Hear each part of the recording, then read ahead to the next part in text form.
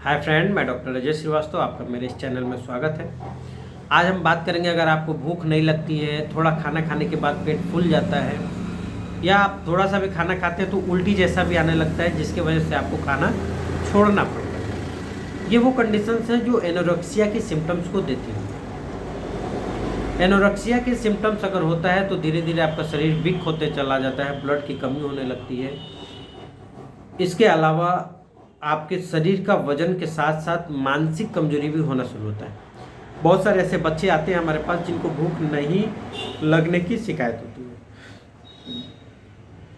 Naturally भूख लगना चाहिए, और अगर भूख नहीं लग रहा है तो उसको आपको एक गंभीर प्रॉब्लम समझते हुए उसको इलाज करना चाहिए। तो आज हम आपको 2-3 मेडिसिन की कम्बिनेशन बताएंगे। ये 3 दवाओं को आप मार्केट से लेके आए और 1 हफ्ता रेगुलर यूज़ करिए। अगर आपको रिस्पांस मिलता है तो हमारे कमेंट करके ज़रूर बताएं, और रिस्पांस 100% मिलेगी, क्योंकि ये तीनों मेडिसिन भूख लगने की बहुत ही बेस्ट मेडिसिन है होम्योपैथिक। तो फ्रेंड्स, हम बात कर रहे हैं आज एनोरेक्सिया की, और अगर आप हमारे वीडियो पे नए आए हैं तो वीडियो को लाइक सब्सक्राइब जरूर कर दें।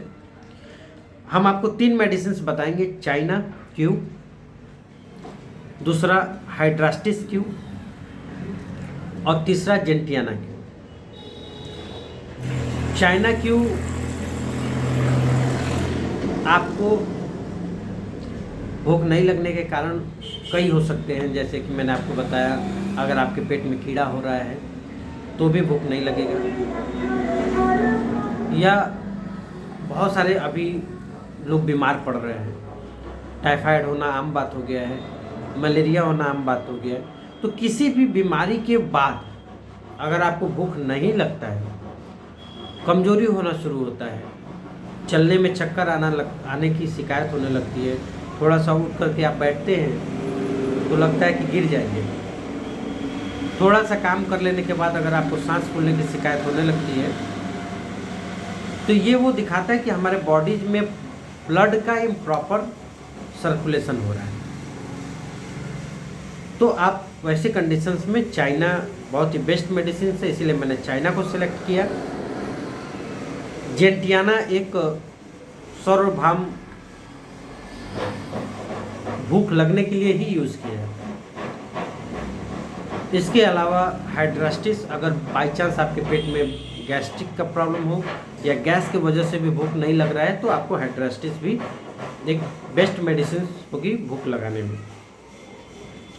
अब हाइड्रास्टिस और जेंटियाना चाइना, ये तीनों को आप मार्केट से 10-10 ml की शीशी में लेके आ जाएं, और आधा कप पानी में 8-8 बूंद, तीनों को एक आधा कप पानी में 8-8 बूंद डाल दें, और खाने से पहले आपको 3 टाइम रेगुलर 1 हफ्ते तक लेना है। आपको रिस्पांस आना शुरू हो जाता है, भूख लगना शुरू हो जाता है। तो इसके अलावा जो बात कर रहे हैं हम हाइड्रास्टिस और जेंटियाना, जैसे मैंने आपको चाइना बताया कि बहुत ज़्यादा बीमारी होने के बाद शरीर वीक हो जाता है, भूख नहीं लगता है, तो सेम जेंटियाना का भी कंडीशन है। जेंटियाना का पेशेंट ऐसा लगता है कि बहुत वीक है, भूख खाने के नाम पे तो वो भागना शुरू करता है, और अगर दिन में एक बार खा ले तो फिर वो खाना देखना पसंद नहीं करता। देखिए, खाना नहीं खाने से ये सब जान रहे हैं कि हमको कमजोरी होना शुरू होता है, लेकिन साइंटिफिकली उसका असर हमारे बॉडीज पे क्या पड़ता है। हमारी कोशिकाओं को बनने के लिए और ख़राब कोशिकाओं को निकलने के लिए एक एनर्जी की ज़रूरत होती है। तो जो भी हम कार्बोहाइड्रेट, प्रोटीन, फाइबर इस चीज़ लेते हैं, वो हमारे सेल टिश्यू को, एक हेल्दी सेल टिश्यू को बनाने में हेल्प करती है।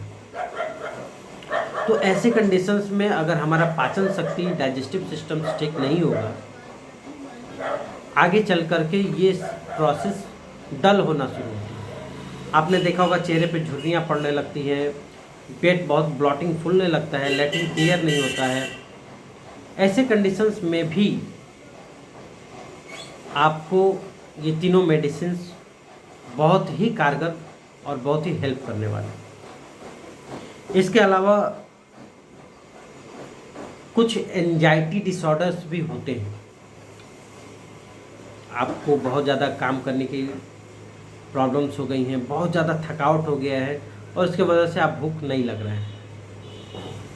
ये भी अक्सर होता है कि आप किसी एग्ज़ाम फोबिया में पीड़ित हैं, कहीं जाना है या कोई प्रोसेस कर रहे हैं, कुछ प्रिपरेशन कर रहे हैं, तो इस भागदौड़ में आप खाना खाना भूलने लगते हैं, छोड़ने लगते हैं। ऐसे कंडीशंस में आपको ये तीनों मेडिसिन्स मंगा लीजिए और इसको तीनों को रेगुलर यूज़ करिए, रिस्पॉन्स आना शुरू हो जाता है। अब अगर हम बात करते हैं, कल जो सवाल आया था कि डाइट क्या मेंटेन करें। देखिए, खाने के लिए आपको डाइट एक नॉर्मल प्रोसेस में बता दूं, जो अक्सर हम अपने पेशेंट को कराते हैं। आपको सुबह 6 बजे से 7 बजे के बीच में एक नॉर्मल नाश्ता कर लेना है, जिसमें बिस्किट नहीं होगा, ब्रेड नहीं होगा, मक्खन नहीं होगा, घी नहीं होगा। आप नॉर्मल आटे की रोटी, जो चक्की की पिसी होती है, चक्की की तो दोनों ही रहेंगी, लेकिन फ्लोर मिल की जो आटे आती है मुलायम, वो आटे अगर आप यूज़ न करें तो आपके लिए बहुत ही बेहतर होगा। आप जो अभी आपके गलियों में चक्की खोल के बैठे हैं लोग, उसमें आटे पीसने का काम करिए, वो आटे यूज़ करिए। पैक्ड आटे का इस्तेमाल नहीं करें, क्योंकि वो मैदे के समान होता है और वो आटा टूट चुका होता है, वो बस पेट में जाने के बाद लुगदी बनता है। लुगदी बनने से वो जल्दी एब्जॉर्ब होने में मुसीबत पैदा करता है, जल्दी वो गलता नहीं है, टूटता नहीं है, और जल्दी टूटेगा नहीं तो भूख लगेगा नहीं आपको। तो ये चीज़ें आपको थोड़ा सा ध्यान देना होगा कि आपको एक टाइम पे मोटा रोटी खाना है, जैसे कि आप जौ आटे का बाजरा ले लीजिए और उसको साथ में पीस लीजिए, पिसवा लीजिए और उसको रेगुलर यूज़ करिए। इसके अलावा आपको 9-10 बजे तक अगर आप इस तरह का डाइट लेते हैं, 2 रोटी सिर्फ सुबह 6 से 7 के बीच में आपको लेना है। 11 बजे आपको 1 कटोरा सलाद पेट भर खा लेना है। धीरे धीरे आपको फिर पेट फुल हो जाएगा, खाना नहीं लेना है और खाना खाना भी नहीं।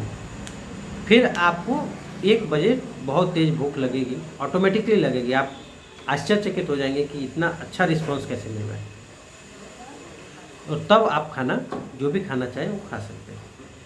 इसके अलावा आंवला, कच्चा आंवला की चटनी, इसको आप रेगुलर यूज़ करिए। ये आपको बहुत ही रिस्पांस करने वाली है, बहुत ही बेस्ट रिजल्ट देने वाली है। तो आशा करते हैं फ्रेंड्स आपको ये वीडियो पसंद आएगी। वीडियो को लाइक, सब्सक्राइब, शेयर जरूर करें। Thanks a lot.